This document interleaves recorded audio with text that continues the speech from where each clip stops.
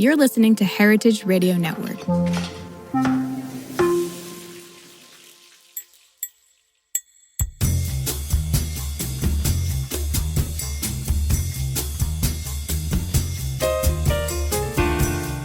Hello, this is Dana Cowin, and you are listening to the Progressive Hedonist Podcast. Today, I am super excited to share my conversation with Larissa Zimberoff. Larissa wrote a book called Technically Food, and she explores what Silicon Valley has done to forward a new food movement. I have a lot of questions about this. Do I want Silicon Valley making food for me? I don't know. I personally really want farmers growing food for me. I want to invest in soil and not labs. That said, I'm a curious person, and I have been tracking food trends for 3 decades. This is definitely something that I need to know more about, and I think all of you are going to want to know more about too, because the claim is that tech and food is our future. This is how we're going to feed more people. This is how we're going to be lighter on the land. I don't think we know the answers to those questions. Is it lighter on the land? Is it lighter on water or energy?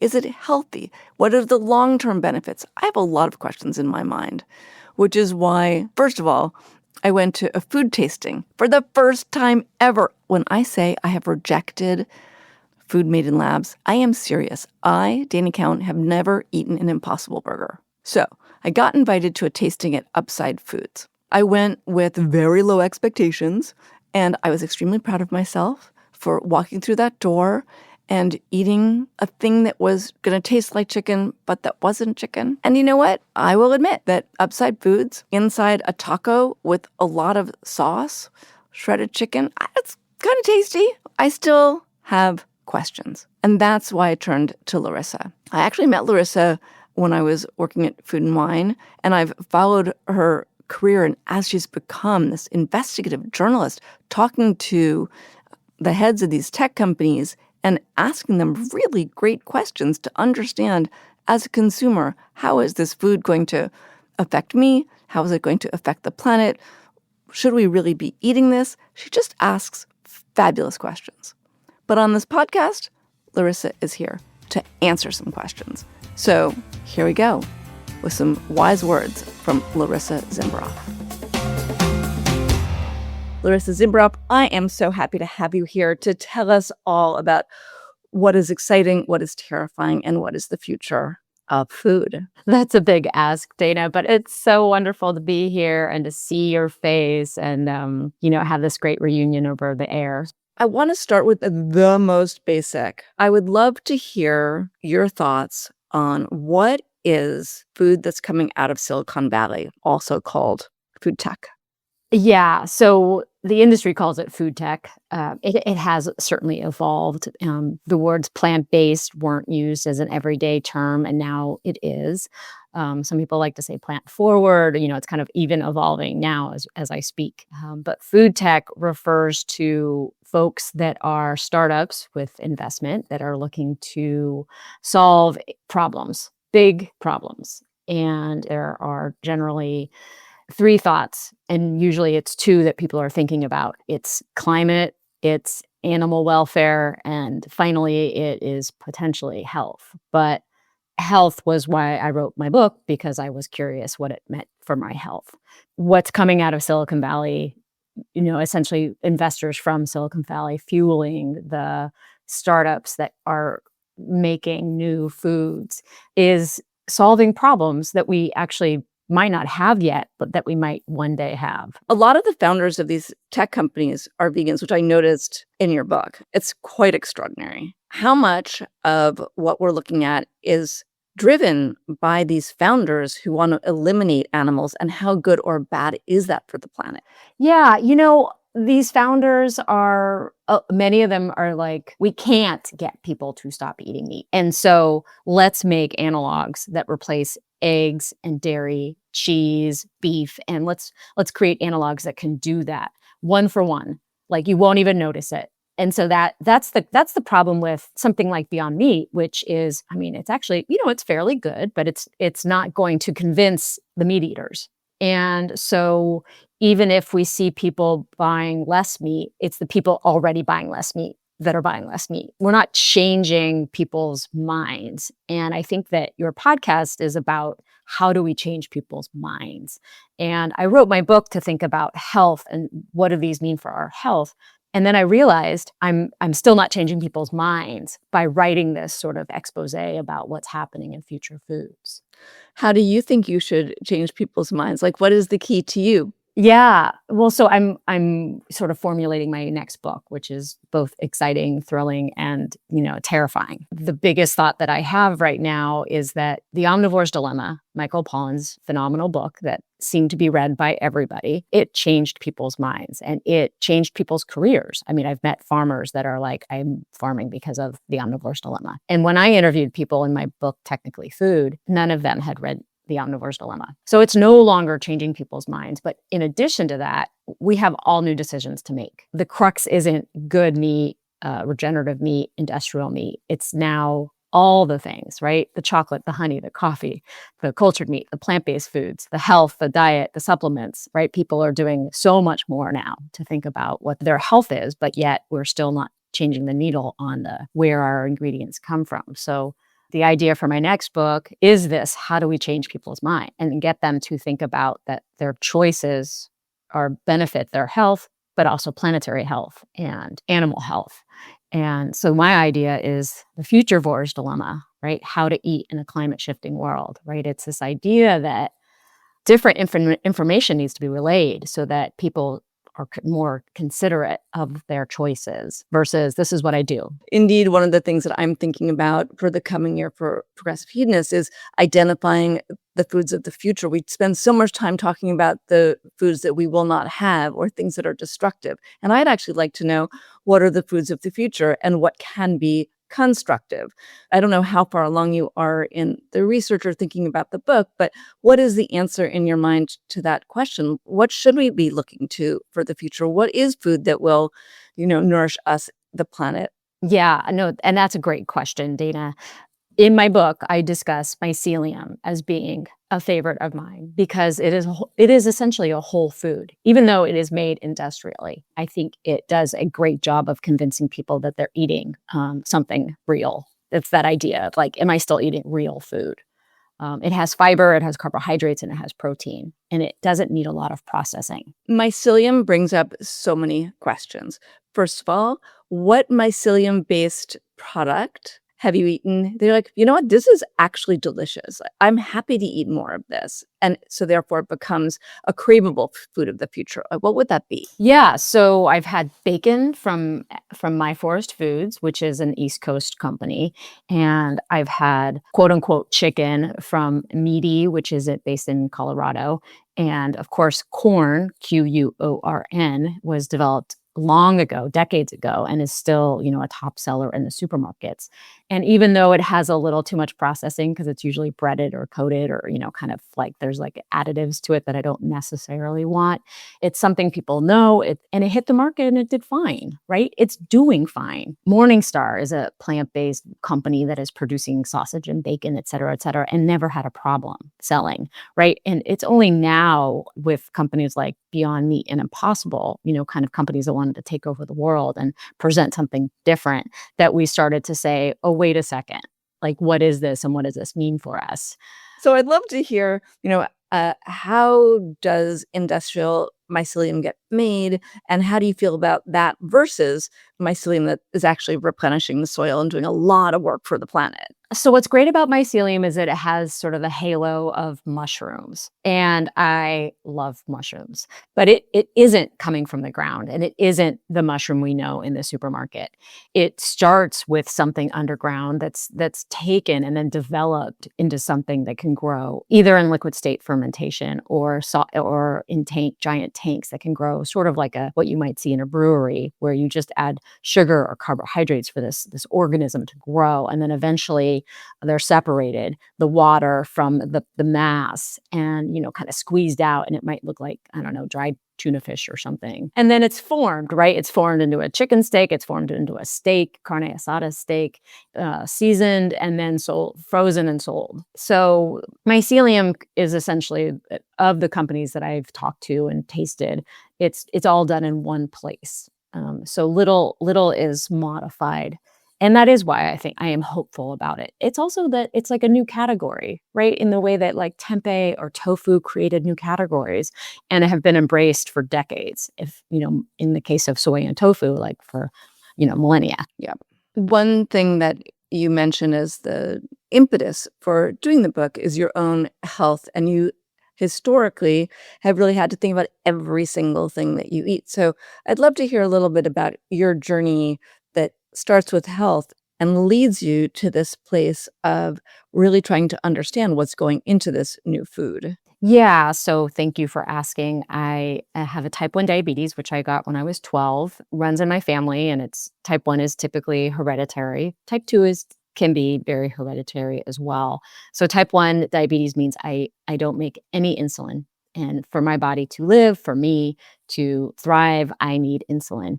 You typically take insulin for carbohydrates so that it can be broken down into glucose for your body to use as energy. And every bite, every morsel I eat must take consideration. I must think about what I eat. Will I be exercising? Will I be sitting down after lunch? How many carbs are in something? And, it's a big mathematical equation that I'm constantly running. I think in the future about food. I think in the past about food. Like, I wear a CGM, a continuous glucose monitor. It tells me my blood sugar all the time.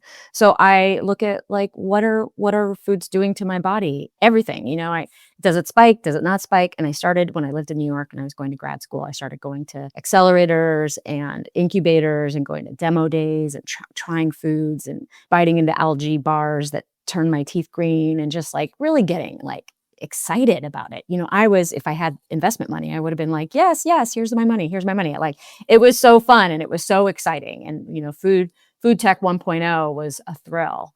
And I was one of the few journalists there kind of watching it. And now we're well past like 3.0. And when I finally got to the book, it was, wait a second, I want to ask all the questions I want to ask and not have an editor tell me I needed to like tone it down, or not having an editor tell me I needed to add, pros and cons and whatever, color it the way they wanted. And one of the things that I really loved about the first book, and I know I'll love about the follow-up, is you just ask a lot of really good questions. You leave the questions in there, right? Like there's only so much answering that you could do, particularly with something that's as evolving as whatever you want to call it, food tech, plant-based, plant-forward, where an entire world is being created in a lab. Yeah. That's what happened to our current food system. It was created in a lab and we weren't told about it. And, we were excited about it in the same way that we got excited about Food Tech 1.0. We were excited about food untouched by human hands and clean. And, that's how we got to processing and packaged food, and everything comes in plastic. Another one of my kind of plights is plastic and PFAS and all the bad acronyms that are going to come out about we're ingesting by ingesting food that's, stored in plastic. I love the quote from someone in the book who says that it's just the new Wonder Bread, right? Like when Wonder Bread was invented, we're like, oh my gosh, this is amazing, and it's shelf stable, and it's white, and it's squishy, and it's great. And then you realize it is devoid of any nutrition, and this is not something to be heralded. So in thinking about the new foods, where did you come out in terms of, is there nutrition to be had? Like, what is the nutrition profile of this new food? Indeed, is it just another ultra-processed ingredient? I would love to have you explain what ultra-processed food is. Ultra-processed foods is based on something that came out of Brazil. It's the Nova scale, and there's 4 levels of processing, and I'm not going to be able to rattle them off. But the 4th category, which is the highest level of processing, or ultra-processed foods, refers to things like soda, candy, fast food. I might put in there frozen cauliflower pizza or keto bread, those healthy peas that are puffed and crunchy snacks. Anything with multiple ingredients, with and multiples like 7 or more, with, you never know what's in natural flavors. If you can't make it in your kitchen, it's an ultra processed food. It makes up currently over 60% of the American diet. And before we know it, it will be doing the same to other countries. I'm curious, something like a cauliflower crust, which seems to me, cauliflower crust, that's so great. These things are so tricky. How does a cauliflower crust and something in keto end up at the top of your list of processed foods?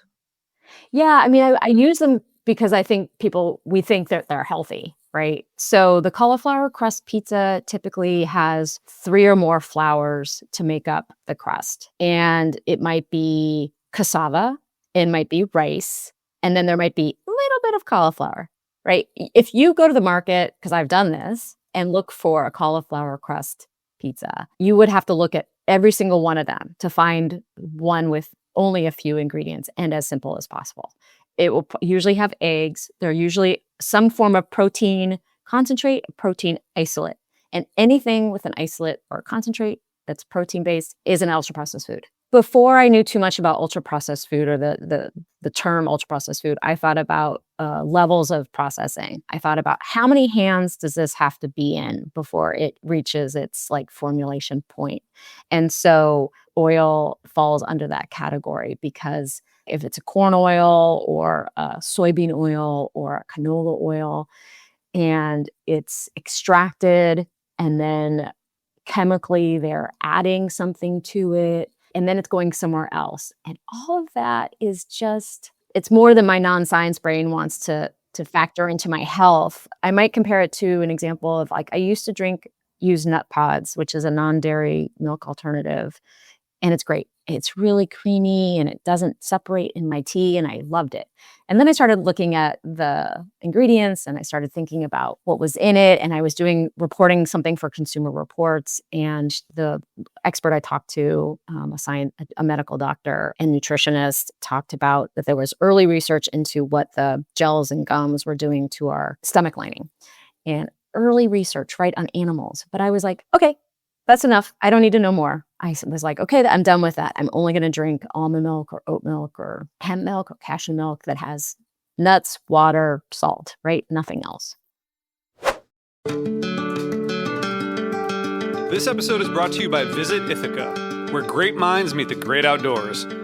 Check them out at visitithaca.com. Ithaca is known for outstanding dining and local cider, wine, and beer. And here's a quick word from one of these great local businesses. My name is Steve Seelan from South Hill Cider.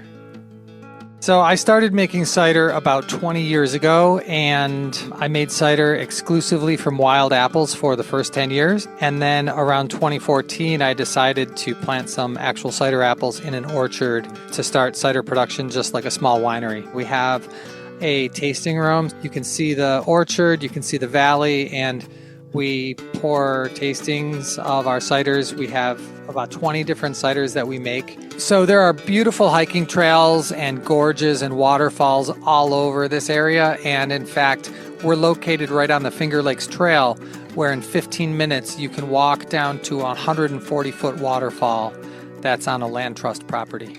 If you're looking for a weekend away, you can't do much better than Ithaca. Check out visitithaca.com for more information and get to where great minds meet the great outdoors.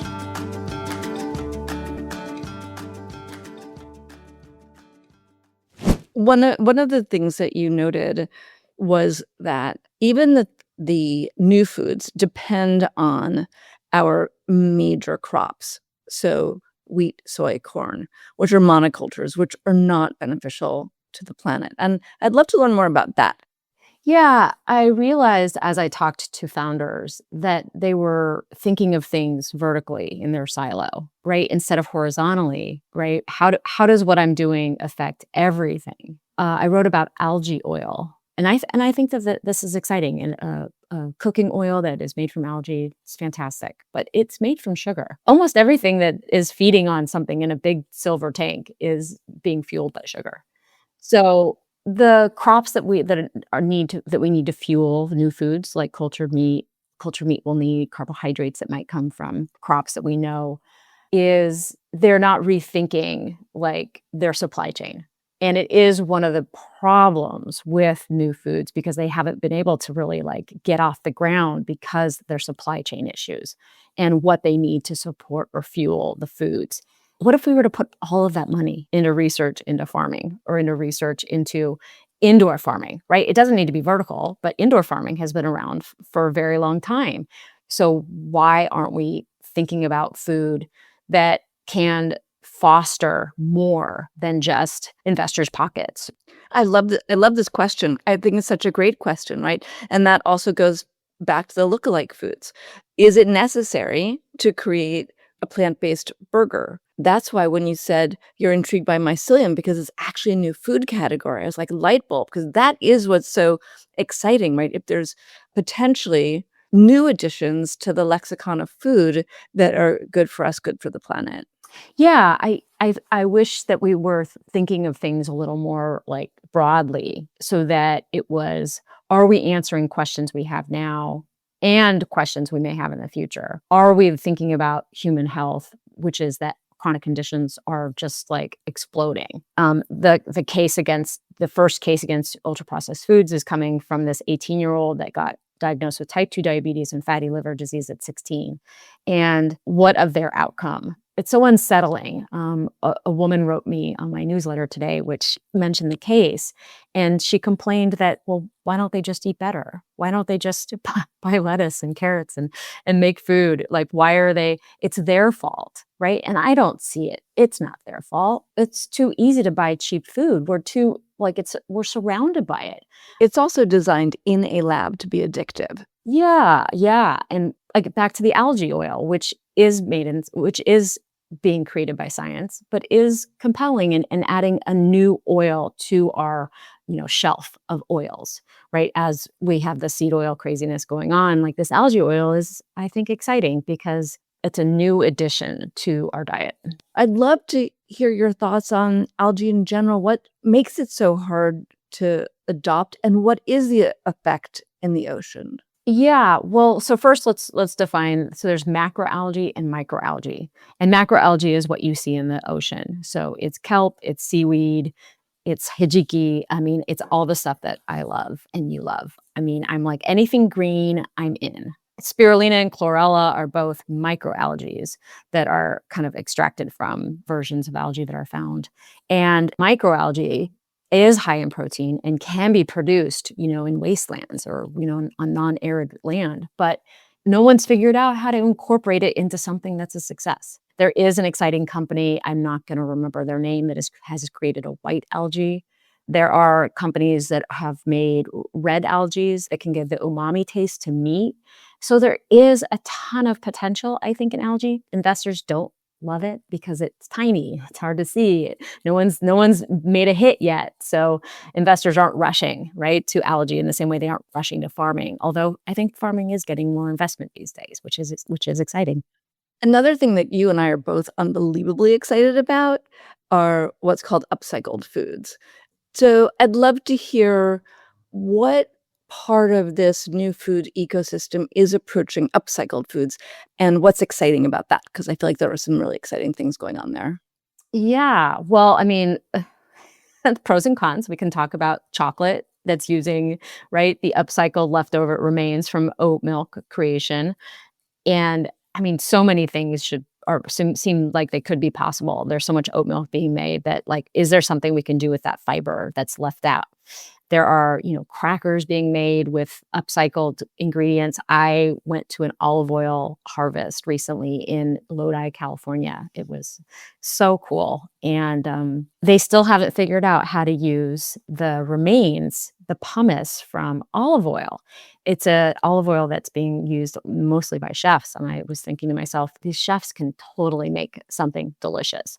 So we have chefs on board with these future foods. David Chang is very famous, like famously investing in these new foods.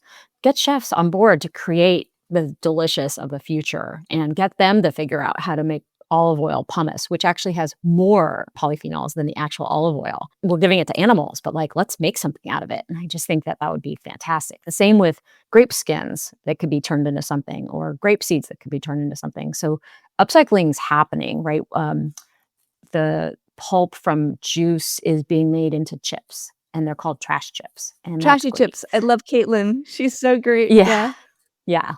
And recently, some Patagonia provisions had too salty sardines. They didn't pass the QA, and they were sent over to Shuggy's Trash Pie in San Francisco, and they're making pies with the too salty sardines. And how fantastic, right? So collaboration is what's needed in our future food, right? Not silos. One of the things you also point out is that some places like wineries say that it costs them more to do something with the leftover skins than it does to just toss it out.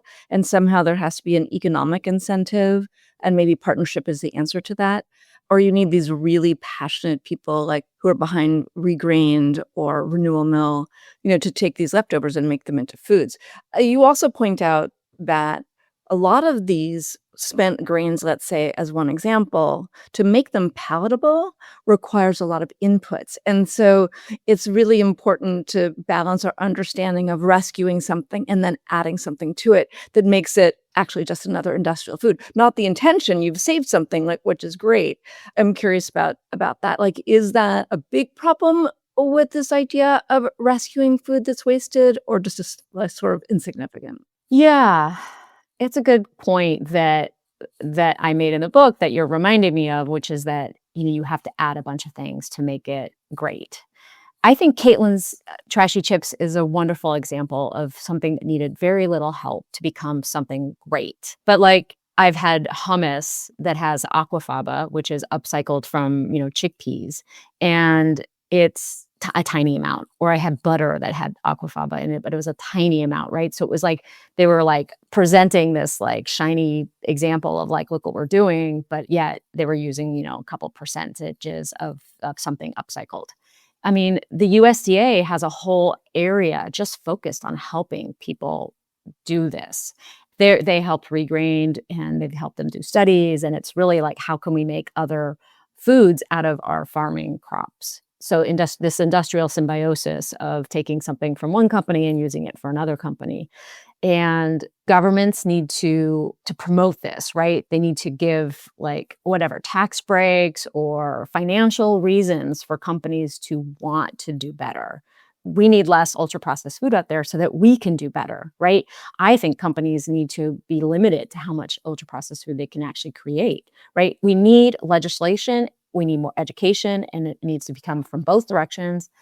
We need more collaboration, and the innovation is exciting, but unless we're thinking about things holistically, about how they affect people, planet, animals, then we're not going to get further. And I think, unfortunately, we've been in a place of just, kind of people thinking of only one of those spokes versus all three. One of the things that I understand to be a challenge with the new foods is water, energy, and chemicals, right? So if you looked holistically, is this better for the universe?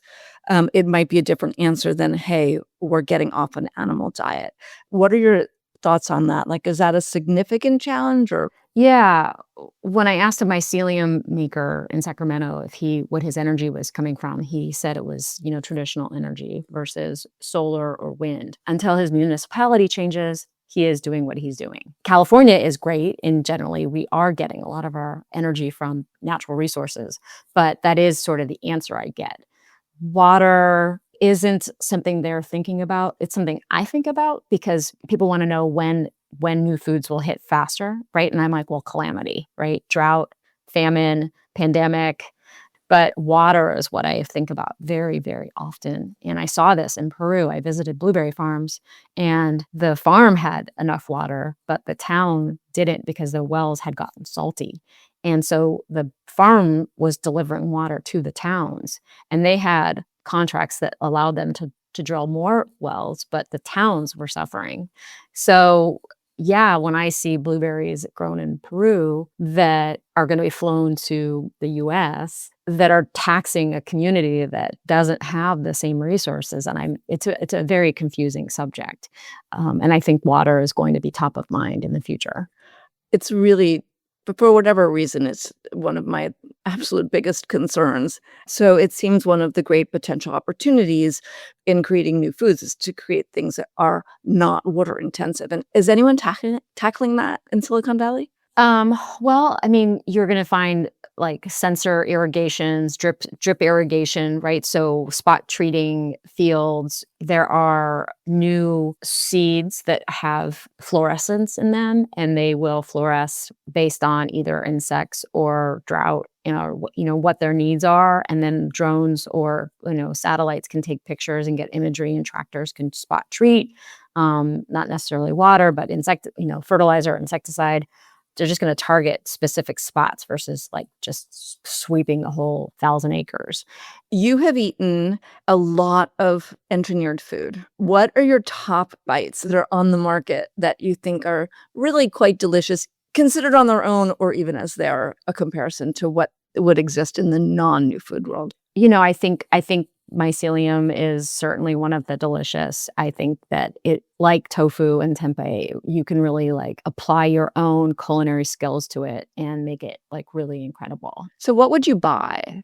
Oh yeah, I might buy it's frozen in the frozen aisle, and it's meaty, MEATI, and it's mycelium. They have a chicken and they have a steak, and I would get the plain so that I can do my thing to it versus like the breaded, although that's fantastic because it's like crispy and crunchy.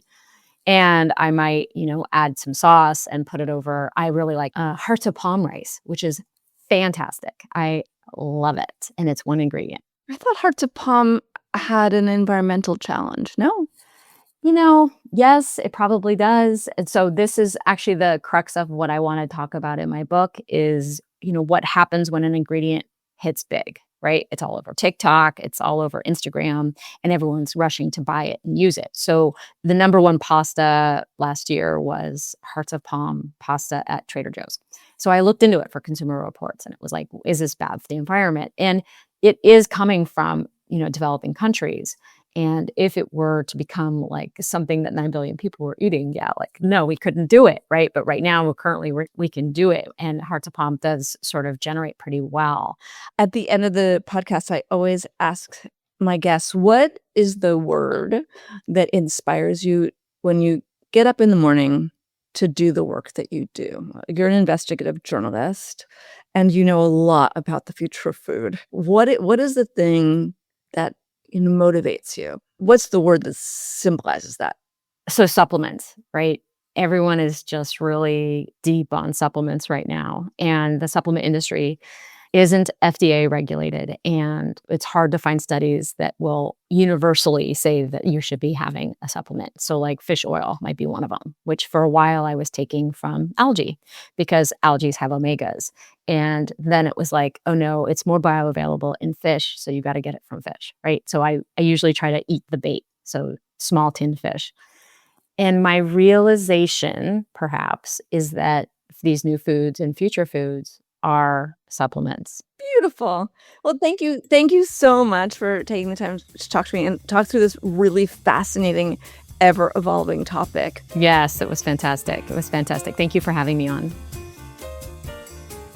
Hey, if you enjoyed that conversation, which of course I hope you did, check me out on Instagram where we have some extra content, and subscribe wherever you can subscribe for podcasts, and leave those little stars. It's something that I never like to talk about, but other people do. And I want people to be able to hear this podcast and spread the word, which is how we're going to make a better future together. And it really helps us out. So thanks for listening. Thanks for being a great listener because you got this far, and have a great day.